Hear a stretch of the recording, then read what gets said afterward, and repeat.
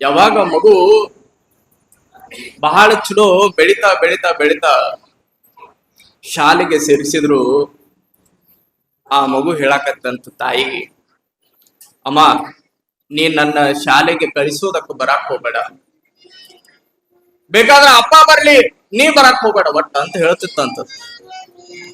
ಅವಾಗ ತಾಯಿ ಅಂದ್ಲು, ಆಯ್ತು ಮಗ ಅಪ್ಪನ ಕರ್ಕೊಂಡು ಹೋಗು. ಅಪ್ಪ 1 ದಿನ 2 ದಿನ 3 ದಿನ ಹೋಗ್ತಾನ. ಇವತ್ತ ನಂದು ಬಹಳ ಕೆಲಸ ಐತ, ಇವತ್ತು ತಾಯಿನ ಕರ್ಕೊಂಡು ಹೋಗು ಅಂದಾಗ ನಾ ಒಬ್ಬನ ಹೊಕ್ಕಿನ ಹೊರತಾಗಿ ತಾಯಿನ ಕರ್ಕೊಂಡು ಹೋಗಂಗಿಲ್ಲ ಅಂತಿತ್ತ ಆ ಮಗು. ಯಾವಾಗ ಹಿಂಗ ಹಠ ಮಾಡಕತ್ತು ಹಿಂಗ 3-4 ವರ್ಷ ಕಳೆದು ಹೋಗಿತ್ತು. ತಾಯಿ ಒಂದಿಷ್ಟು ಮನದೊಳಗ ಮಗನ ಬಗ್ಗೆ ಚಿಂತೆ ಮಾಡಕತ್ತು. ನನ್ನ ಮಗ ಯಾಕೆ ಬ್ಯಾಡನಾಗತ್ತಾನ, ಯಾಕಂದ್ರ ನನ್ನ ಮುಖ ಎಲ್ಲ ಈ ಕಡೆನ ಮುಖ ಎಲ್ಲ ಸುಟ್ಟು ಬಿಟ್ಟೈತ, ಮುಖ ಎಲ್ಲ ಕರ್ರಗಾಗೈತ.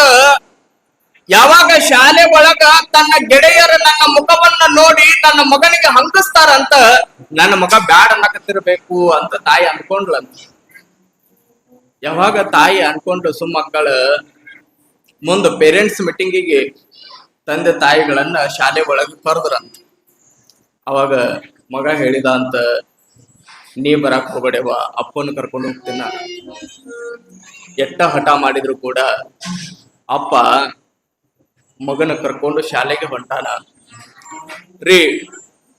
ನನ್ನ ಮಗನ ಆ ವೇದಿಕೆ ಕಾರ್ಯಕ್ರಮದೊಳಗ ಶಾಲೆ ಏನ ಕಾರ್ಯಕ್ರಮ ಐತ, ಆ ಕಾರ್ಯಕ್ರಮದೊಳಗ ನಾನು ಕೂಡ ಆ ಶಾಲೆಗೆ ಬರ್ಬೇಕಂತ ಅದೀನಿ, ನನ್ನ ಮಗನ ಶಾಲೆ ಒಳಗ ನೋಡ್ಬೇಕಂತ ಅದೀನಿ ಅಂತ ತಾಯಿ ಹೇಳಿರುವಂತ ಸಂದರ್ಭದೊಳಗ ಗಂಡ ಹೇಳಿದ ಅಂತ, ಬಾ ನಾ ಹೋದ ಮ್ಯಾಲ ನೀ ಹಿಂದಿಂದ ಬಾ, ಹಿಂದಿನ ಚೇರದೊಳಗ ಕುಳಿತುಕೊಂಡು ಸುಮ್ಮ ಮಗನನ್ನ ನೋಡು ಅಂತ ಗಂಡ ಹೇಳಿದ.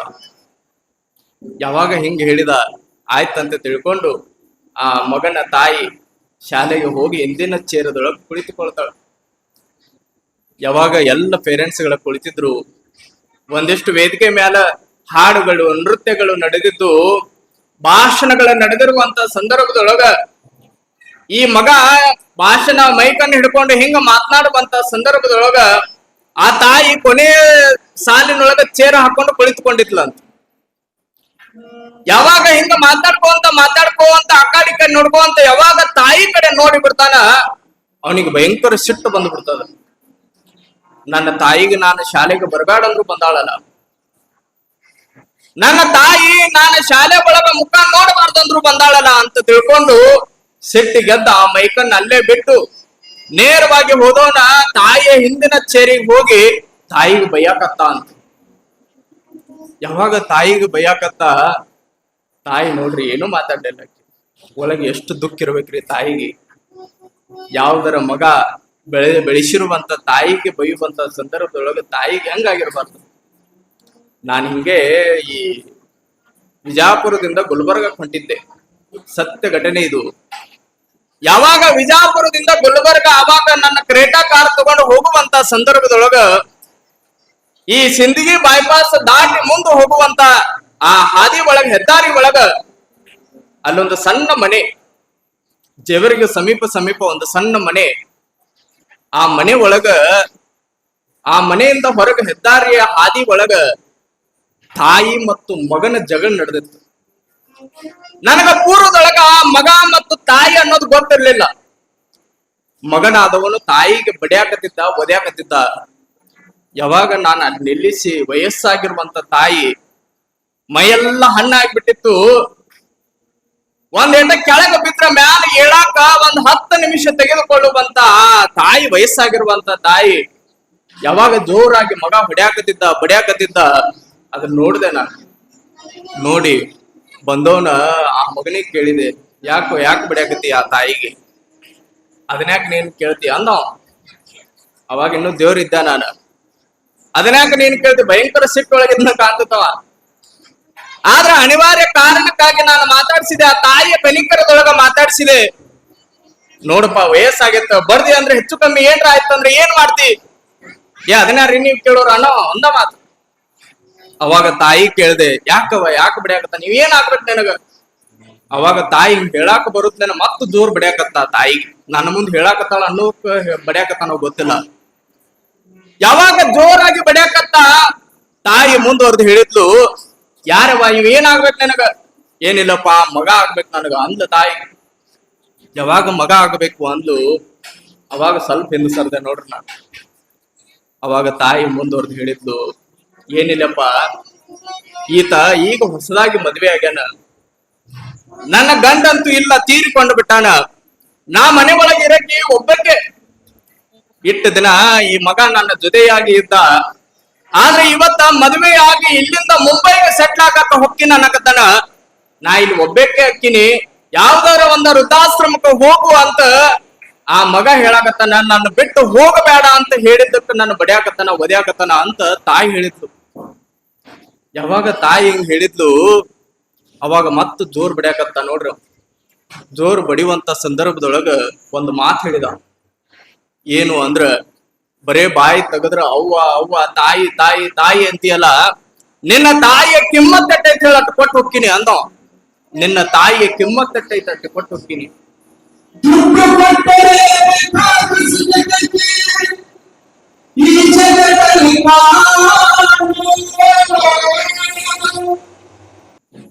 ಕಿಮ್ಮತ್ತು ಕಟ್ಲಿಕ್ಕೆ 1 ಲಕ್ಷ 2 ಲಕ್ಷ ತಾಯಿ ಉಡಿ ಒಳಗ್ ಹಾಕಿದ್ವಿ ಅಂದ್ರ ತಾಯಿಯ ಋಣವನ್ನ ತೀರಿಸ್ಲಿಕ್ಕೆ ಆಗತ್ತೆ?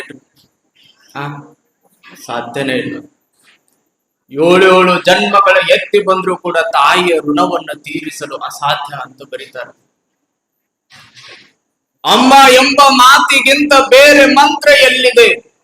ಅವಳು ನೀಡುವ ಶಾಂತಿ ಕಾಂತಿ ಯಾವ ತಾರೆ ಸಿಗಿದೆ ಅಂತ G.S. ಶಿವರುದ್ರಪ್ಪನವರು ಬರೀತಾರೆ. ತಾಯಿ ಅನ್ನುವಂತ ತ್ಯಾಗನ ಬಹಳ ದೊಡ್ಡದು. ಅಮ್ಮ ಅನ್ನುವಂತ ಪದವೇ ಬಹಳ ದೊಡ್ಡ ಶ್ರೇಯಸ್ಸು ಅನ್ನುವಂತ ಮಾತುಗಳನ್ನ ಒಬ್ಬರು ಬರೀತಾರೆ.